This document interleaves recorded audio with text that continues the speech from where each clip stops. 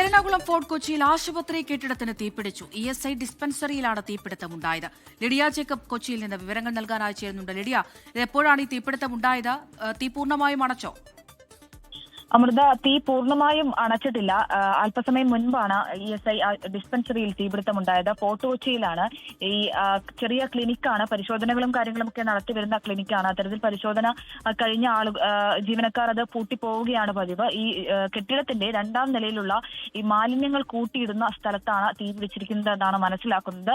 ഈ ആശുപത്രി മാലിന്യങ്ങളും മറ്റുമൊക്കെ ഈ 2ാം നിലയിലാണ് ഇടാറുള്ളത് എന്നാണ് ആളുകൾ പറയുന്നത്. അവിടെയാണ് തീപിടുത്തം ഉണ്ടായിരിക്കുന്നത്. അത് താഴത്തെ നിലയിലേക്ക് കൂടി പടർന്നിട്ടുണ്ട് എന്നുകൂടി മനസ്സിലാക്കുന്നു. എന്തായാലും ഫയർഫോഴ്സ് എത്തി തീ അണയ്ക്കാനുള്ള ശ്രമങ്ങൾ നടത്തുകയാണ്.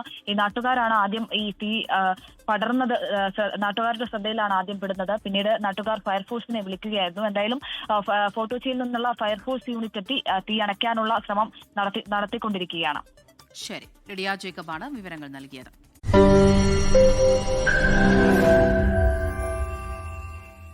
ലോകത്തെവിടെയായാലും ഏത് സമയത്തും 24 വാർത്തകളും ഓഗ്മെന്റഡ് റിയാലിറ്റി പാക്കേജുകളും എക്സ്പ്ലെയിനറുകളും വിശദമായി കാണാൻ ഞങ്ങളുടെ YouTube ചാനൽ നിങ്ങൾക്ക് സബ്സ്ക്രൈബ് ചെയ്യാം.